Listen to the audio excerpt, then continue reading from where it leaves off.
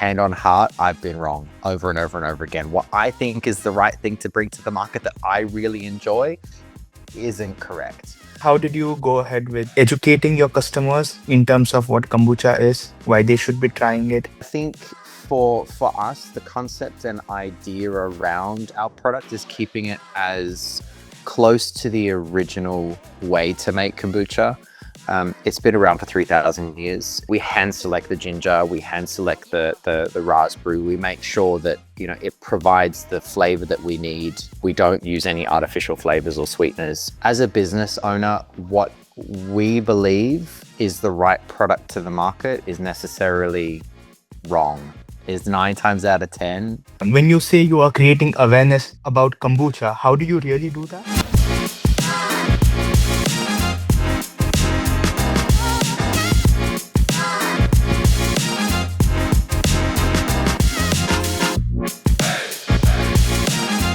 Before we dive into it, could you tell me and the audience a bit about yourself, where you come from, what you studied, and why are you building this kombucha brand, Booch? Yeah, sure. Listen, I've been in the region for 16 years. The UAE is basically my home. I came from Australia. Obviously, you can tell by the accent. Having studied creative industries, fine arts at Queensland University of Technology, and then also most recently completing my Masters in Strategic Marketing and Artificial Intelligence Implementation. I moved here 16 years ago with the idea and concept of coming for a year, getting a little bit of international experience, and then moving back to Australia. That obviously didn't happen. Like many people that moved to the UAE, I specialize in marketing and communications and in events and leveraging events for strategic marketing campaigns, and experiential marketing, etc. So I have previously owned multiple businesses and exited a few as well. I started with an events agency in Australia, exited that. I had a meal plan company here in the UAE with a couple of partners and obviously exited that. And now I've got Booch Kombucha. The history behind that is a bit of a fun one. Back in Australia, I was always looking for something that would support gut health, and I started making kombucha at home.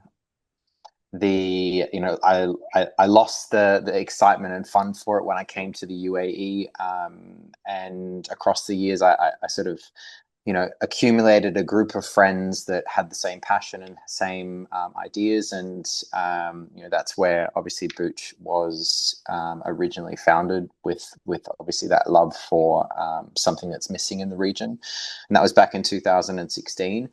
And I've since taken over full ownership of the company in 2023, and since then we've just grown leaps and bounds. We've obviously had some challenges. COVID and the floods back in April, and it was a little bit challenging. I'm not going to lie. We kind of lost everything in the floods, and it was an opportunity to have a conversation with my core team, and really sort of decide if we want to move forward as a business or pack up. The team decided to move forward as a business. So then we went into the rebuilding phase, and obviously here we are today in a lot more stores, a lot more locations, at a lot more events. And we're constantly in the process of innovating our brand and our flavors to see what we can bring to the market. Awesome story. Kombucha is something that needs a bit of education for the audience because not the masses know it. The consumers for that is a bit niche. In the early days, how did you go ahead with educating your customers in terms of what kombucha is, why they should be trying it? Because there are a bunch of other options. Of course. Look, in a product like this, it requires a lot of education. We spent a lot of time, supporting our retailers. We were at a lot of events, fitness events, Pilates events, any of them, you name it, community markets, festive events. And I think, the outside of the GCC, there's a lot more education around kombucha. Like back in Australia, in Europe, the States, Canada, everyone knows what kombucha is. It's a massive market. There's in the last couple of years, there's been a couple of kombucha companies in Australia and in the States that have sold for rather large sums of money to the likes of Coca-Cola and so forth. And I think for us, the concept and idea around our product is keeping it as close to the original way to make kombucha. It's been around for 3,000 years. It originally came from China. The way that you made it back then versus how you make it now is pretty much the same. Mm. We stay as close to that traditional process as possible. It's also part of the reason why our product and our brand, we make small batch kombucha. We're not a massive manufacturer. There is a slight adjustment, from batch to batch, and that's because the natural ingredients that we use, like for example, raspberry ginger, which is our main product, our top selling product.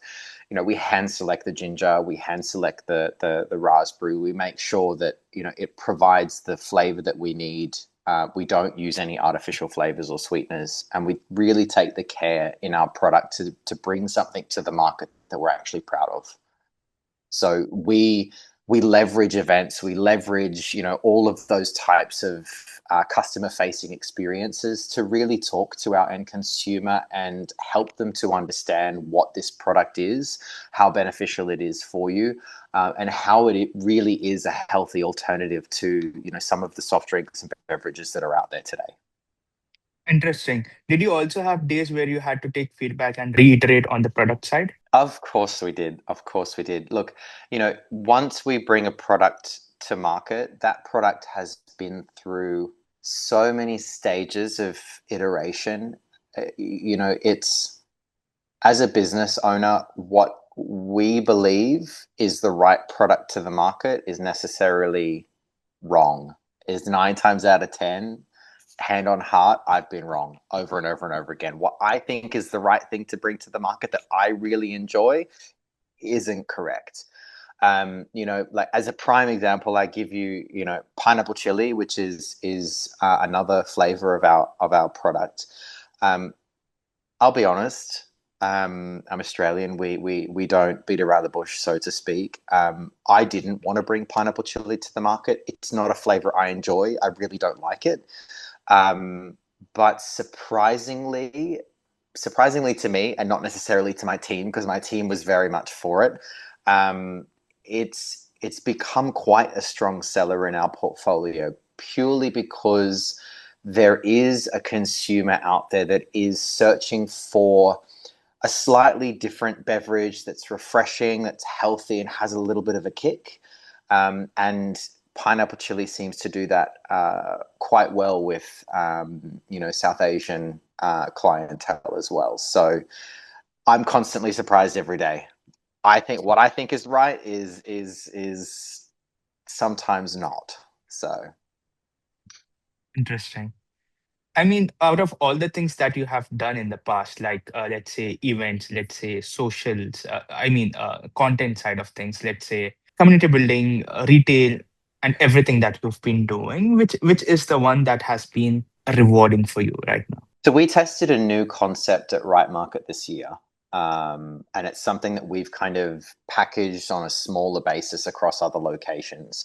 And it's more of, shall we say, like a kombucha bar or a kombucha hub, which we're currently looking at taking to other locations at the moment. And the concept behind that is, again, number one is the education piece. Number two is understanding how we can adjust our product to reach a broader market, to also create that element of education.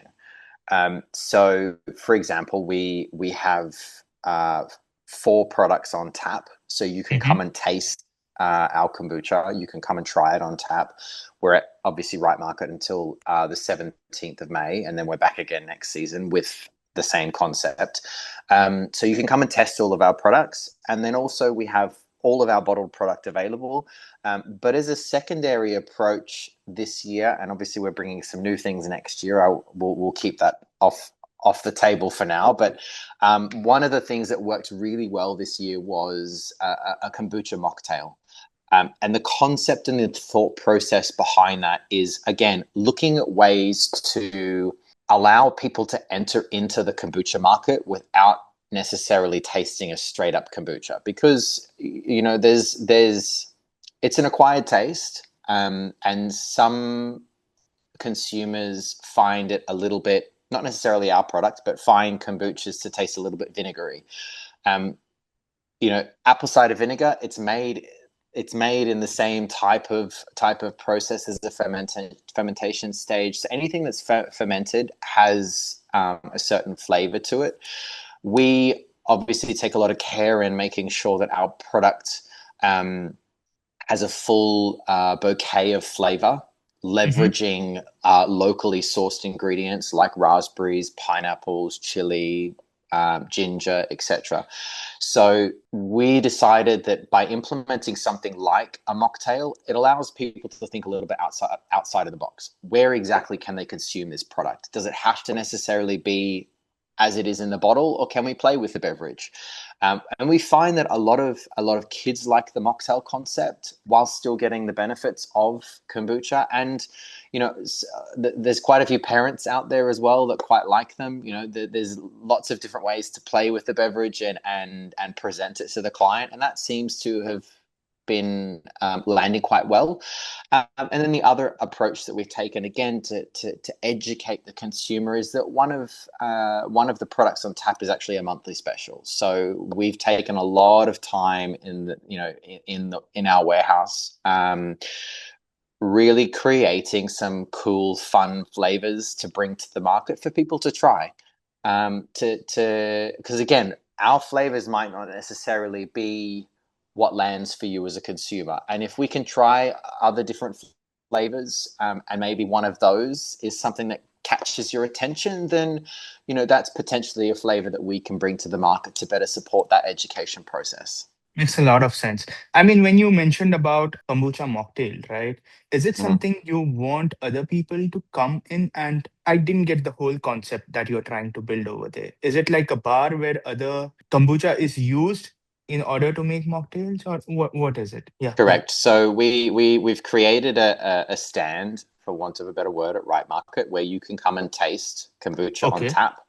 You okay. can also taste any of the mocktails that we make, and in Mm-hmm. those mocktails, we use our product. So that it's a minimum of sort of 60-70% kombucha with other added elements to it, whether it's, for example, passion fruit or cherries or watermelon, and there's ways to obviously kind of create and uplift that experience consuming our beverages.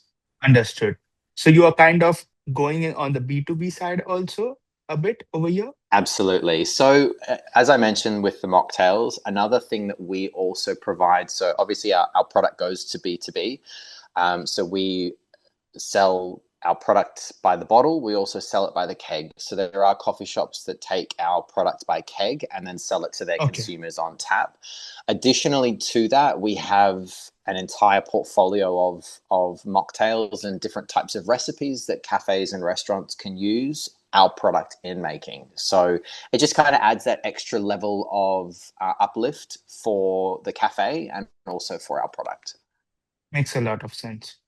I mean, if you had to measure in terms of the ROI for any activity that you are doing, right? Or in terms of the efforts that are going in terms of the ROI, what are the things that you would be kind of adding them on the matrix? Is it like online, the repeat purchases, or is it like the subscriptions people would like to have on a monthly basis, or things like that? If that's the direction you are considering taking something. Yeah, of course. I mean, there's multiple different ways that we can swing it, so to speak, and it really depends upon the activation that we're doing. So let me break it down to a couple of different avenues for you. So number one is any of our retail stores, cafes, restaurants. If we do a kombucha tasting in those locations, it's geared towards not us selling as a business, but supporting our B2B Partner. client in selling the product. So we essentially come along, hand out samples for free in order to uplift sales and uplift awareness in that specific location. So that's one avenue. The second avenue Let's is say that if we're let's hold on. When you say you are creating awareness about kombucha, how do you really do that? again another tap machine. So we go into their location with I think it's a 1.5 by 1.5 stand. And we provide 2 flavors on tap for their consumers to taste and try for a set period of time. And also one of our kombucha specialists is located at that stand to then talk about kombucha and to answer Okay, the questions about our products. understood. Yeah, Yeah, we can go on to the second one now. sure, no problem. Yeah. So then the second approach is obviously not necessarily events or activations where our clients sell product, but it's more geared towards, say, sporting events or Pilates events where we, again, go and take our products. We sell our products. We also provide tastings for our products. And then we also discuss with our clients that they can either purchase the product from us directly. We also tell them where they can purchase our products online as well. So if they don't want to purchase it direct from us, they can purchase it from Quality Food, from Gibson's, from any number of locations, which we kind of outline to the consumer. And then the third option is that we provide a I subscription have a model. question. I have a Yep. question. Now, let's say on this part, you have put in efforts with one studio or one gym or one event, right? Mm-hmm. Now, for you to get an ROI of the efforts that are put over there, how do you go in terms of tracking them? Like, let's say there's one Pilates studio that you have partnered with in order to Mm-hmm. do the kombucha experience for them. But then, let's say there are few people who try it, they walk off. Others would be like, hey, you know what? We like this, and we would Mm-hmm. order it. And some of Mm-hmm. them would buy it then and there. When they buy it, there's money coming in. Yep. But for the other Mm-hmm. two, how do you go about tracking if that whole effort was worth it or not? So if they purchase it from our website, there's obviously a QR code that we provide them or a discount code where they can purchase it from our website. Um, Other option, and again, it's about the timeline between when they can purchase the product to when they can receive it. So let me explain that in a little bit more detail. So obviously when you purchase online on Gibson's, for example, it's not an instant delivery same day. It takes a certain amount of time. You obviously select how long that delivery is going to take for you to then receive the product. We also sell our product online on Amazon, Noon, all of those platforms. So if the consumer wants the product faster, we direct them to that location because then they will obviously receive the product much faster than they will anywhere else. We then give them the third option that they can purchase it through our website with a discount code. And then we inform them as to what the timeline is for delivery. If they're okay with that, we then go through that process of processing that online. The fourth option is if they want to pay for it now but have it delivered later, we can also provide that service for them as well. Because sometimes people, when they come to an event, they don't want to carry around a box of 24 bottles. So it's a lot easier for them if they purchase it with us at the event, and then we confirm when we can deliver it to them, and then our delivery team will get that product to them at that set time. And then the third option is really a conversation around subscription. So that conversation happens at all of our events. We provide a subscription service where they can purchase anywhere from 12 bottles to 24 bottles, 36 bottles, 48 bottles per month. I think we've got somebody that's on 72 bottles a month for him and his wife. Yep, they love the product, and I'm happy for it. It's fantastic. And we, again, having come from the fitness industry and having come from the subscription-based model concept for half of my career, we wanted to take a different approach. We wanted to take the approach of we'll provide you a subscription service. You can cancel it at any time with 15 to 30 days notice, no pressure. You can pause it at any time at no cost. And also you can change the formula of your products within, I think it's the 10th of the month for the following month. So let's say, for Mm. example, the first month you order 24 bottles of raspberry ginger, and you decide that you don't quite like that flavor enough to get 24 next month. So then next month you want 6 bottles of one flavor and 6 bottles of another flavor and 12 bottles of another flavor. We can pivot that for you very, very easily. It's part of the service that we provide. And then also within that subscription model, you can have 1 or 2 deliveries a month. The second delivery is obviously at a charge, but we provide that service. And we find that most of our clients that pivot to the subscription model, as long as they manage their time and account accordingly, most of them stay with us indefinitely. Purely because there's no pressure from us. There's no point locking you in for a 12-month subscription. I mean, what's happened over the last 12 months here in the UAE, obviously people don't necessarily want to be locked into a subscription. And it allowed us to pivot faster and also to support our community a lot better than what potentially other companies have. Understood. Out of all the things that you've been doing, okay, and in terms of the production, the distribution, the logistics, and marketing and everything, which one is the hardest part in terms of scaling a brand? Look, I mean, I don't think it's necessarily one thing. Mm-hmm. I'd love to say it's just one thing, and it would make Mm-hmm. my life easier. Mm-hmm. It's a combination of everything. So we don't outsource our manufacturing; we do it all in house. We own the manufacturing facility, so and the equipment, etc. So every single stage of the process, as you upscale production, as you upscale distribution, it's kind of a chicken before the egg type process. Because obviously the business is solely funded and solely owned by myself. So, it's a very meticulously planned process as we upscale. And there isn't one section of this that is more difficult than the other, or one section that's easier than the other. Because at the end of the day, even as we upscale the business, we still need to maintain and take care of our clientele and manage our clientele, because those are the ones that have helped us through everything that we've been through as a business. So yeah, I couldn't say that one is more difficult than the other. As an owner, it's all challenging, but um, it's all very rewarding. Understood. For a founder who is building in the food and beverage industry in the UAE, what are some of the mistakes you would say they can avoid? I think one mistake that anyone can very easily avoid is don't wait for perfection. The FMCG sector it's called FMCG for a reason.